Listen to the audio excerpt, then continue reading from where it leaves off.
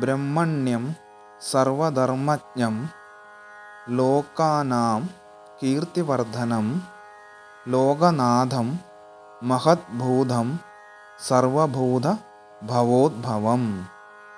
ഏഷ മേ സർവധർമാണാം ധർമ്മോ അതിക തമോ മത യദ്ഭക്ത്യാ പുണ്ഡരീകാക്ഷം തവൈരർച്ചേൻ നരഃ സദാ. പരമം യോ മഹത്തേജ പരമം യോ മഹത്തപ പരമം യോ മഹദ്ബ്രഹ്മ പരമം യ പരായണം.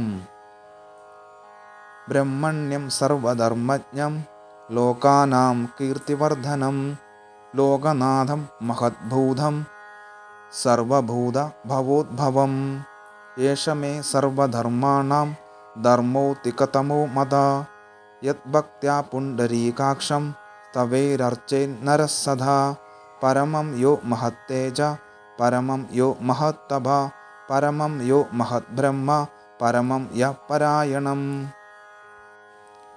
ബ്രഹ്മത്തിനും ബ്രഹ്മത്തെ അറിഞ്ഞവനും തപസ്സിനും വേദങ്ങൾക്കും നന്മ ചെയ്യുന്നവനും എല്ലാ ധർമ്മങ്ങളും അറിയുന്നവനും എല്ലാ ജീവജാലങ്ങളുടെയും കീർത്തിയെ വർദ്ധിപ്പിക്കുന്നവനും ലോകനാഥനും മഹത്തായ ബ്രഹ്മം തന്നെയായിരിക്കുന്നവനും സർവചരാചരങ്ങളുടെയും ഉൽപ്പത്തി സ്ഥാനമായിരിക്കുന്നവനുമായ ആ ദേവനെ സദാ സ്തുതിക്കുന്നവൻ എല്ലാ ദുഃഖങ്ങളിൽ നിന്നും മോചിതനായി ഭവിക്കും.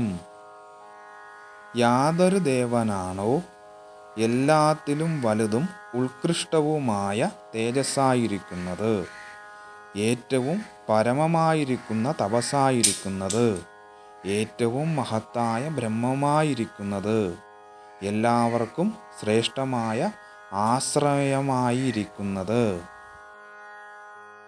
ഒരുവൻ താമരക്കണ്ണുള്ള ശ്രീ മഹാവിഷ്ണുവിനെ എപ്പോഴും അർച്ചന ചെയ്യുന്നതാണ് ധർമ്മം എന്ന് വിചാരിക്കുന്നതോ അതാണ് എല്ലാ ധർമ്മങ്ങളിലും വെച്ച് ഏറ്റവും മഹത്തായ ധർമ്മം എന്നതാണ് യുധിഷ്ഠിര എൻ്റെ അഭിപ്രായം.